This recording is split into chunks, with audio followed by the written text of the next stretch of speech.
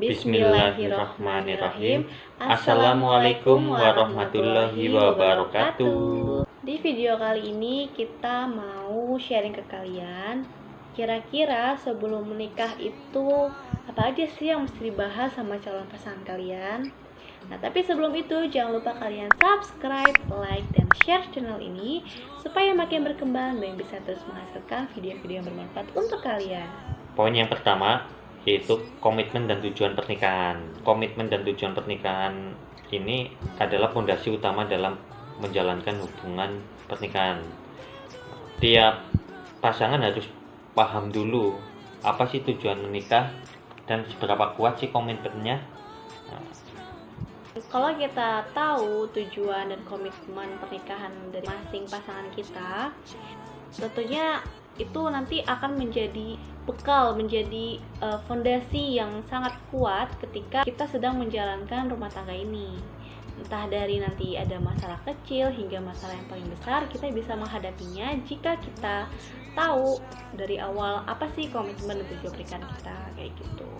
Jangan sampai kalau misalkan ada masalah kecil, masalah sepele, kita malah jadi berantem, terus kita lupa dengan komitmen dan tujuan pernikahan kita, terus yang ada malah menimbulkan sesuatu yang tidak harusnya terjadi, kayak gitu kan. Yang kedua adalah Cara komunikasi antar pasangan.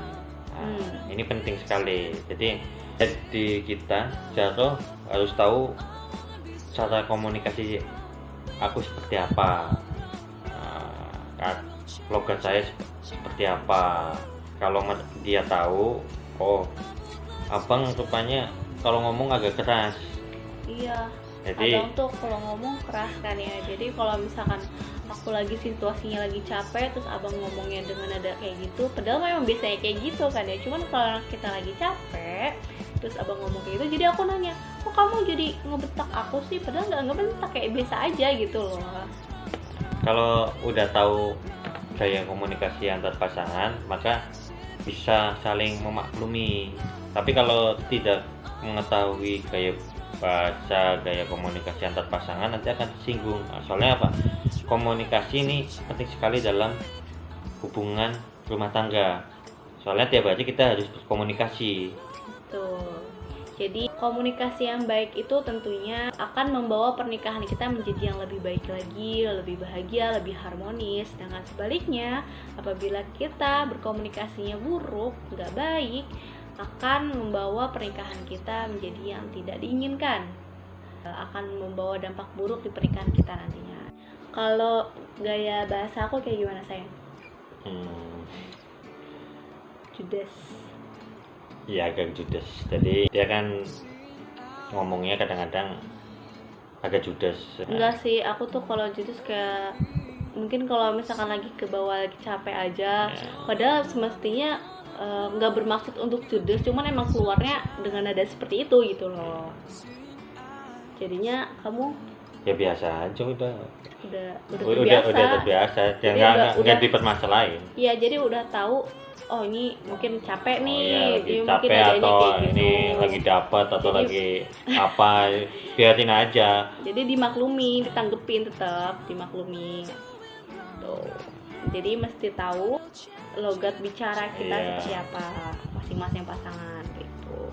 Terus yang ketiga adalah prioritas pribadi masing-masing.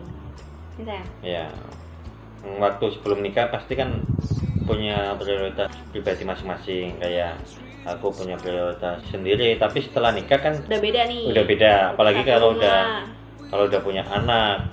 Jadi prioritas tersebut mau dilanjutkan Atau atau dihentikan atau mau kayak gimana kayak gitu. Terus selanjutnya adalah bahas kondisi keuangan dan pengelolaannya ketika menikah nanti. Poin ini nanti akan ada di Video selanjutnya. Nanti kita akan detailkan. Ya, karena ini pembahasannya sangat panjang, sangat lebih detail lagi. Jadi itu ada di next video aja. Nextnya kita mesti tahu kondisi keluarga masing-masing. Jangan sampai kita menikah tapi nggak tahu kondisi keluarga calon pasangan kita seperti apa.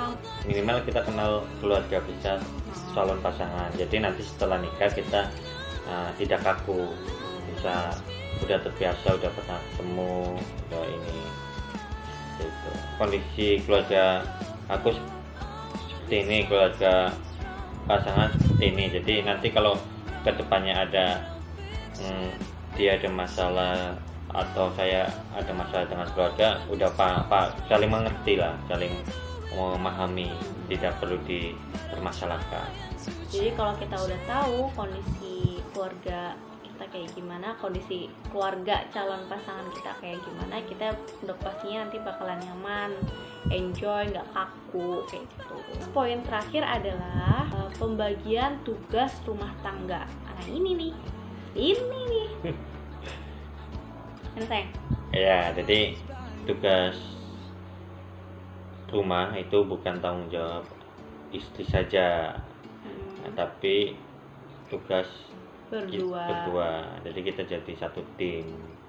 Nah, kasihan juga kalau semua tugas rumah itu dibebankan ke istri, apalagi kalau udah punya anak. Kalau anaknya 1, 2, kayak sekarang kita kan punya anak 2. Kalau semua tugas rumah tangga itu jadi bebannya istri, itu kasihan, nanti akan malah bisa jadi konflik karena dia udah kecapean ngurusin 2 anak, ngurusin rumah, ngurusin suami. Terus habis itu yang bisa dikerjakan bersama-sama kita kerjakan aja ya, karena tugas rumah tangga tuh banyak banget ya, itu nggak bisa disepelein. Kan aku udah kerja di kantor, kamu kan kerja di rumah aja, kamu ngapain sih di rumah dari kemarin, dari tadi tuh ngapain? Aku jadi sewot. Itu nggak bisa kayak gitu ya, karena rumah tangga ya kita harus menjalankannya berdua, nggak bisa semuanya diserahin ke istri, semua tuh nggak bisa, karena rumah itu butuh istri yang waras ya sayang. ya. Kalau istri nggak waras kayak gimana sayang, terjadi apa? Marah-marah, anak jadi sasaran ya, dan akibatnya kalau istri marah-marah, mood rumah jadi nggak baik, nyawanya jadi nggak baik, terus yang kena adalah anak jadi pelampiasan. Itu jangan, karena kita benar-benar butuh banget kewarasan. Ibu itu butuh banget kewarasan dalam menghadapi rumah tangga ini gitu ya. Terus kan sudah baby. Terus kan oh ya, ini makanya tadi harus sepakatan dulu. Jadi antara suami dan istri harus sepakat dulu pekerjaan rumah tangga itu adalah tugas bersama. Kadang-kadang ada yang suami itu karena dari awal tidak kesepakatan, jadi semua pekerjaan itu ditanggung oleh tanggung jawab istri. Akhirnya itu sering jadi masalah terus dalam rumah tangga karena merasa ini kan tugasnya istri. Ya istri merasa ini saya harus butuh bantuan. Terus suami nanti gengsi ngerjain kerjaan kamu gengsi rumah tangga. Enggak, ya biasa aja. Itu buktinya ganti pampers sana, ngepel kalau lagi ini nggak masalah. Yang penting nanti kalau aku capek kamu kan gitu. gitu ya, tetap ya. Ya jadi jangan sampai istri kalian lagi sibuk ngerjain tugas-tugas rumah terus kalian malah nonton TV sambil main game, terus nongki nongkrong sama teman-teman. Ya jangan kayak gitulah, kasihan istrinya capek, belum lagi mesti ngurusin anak.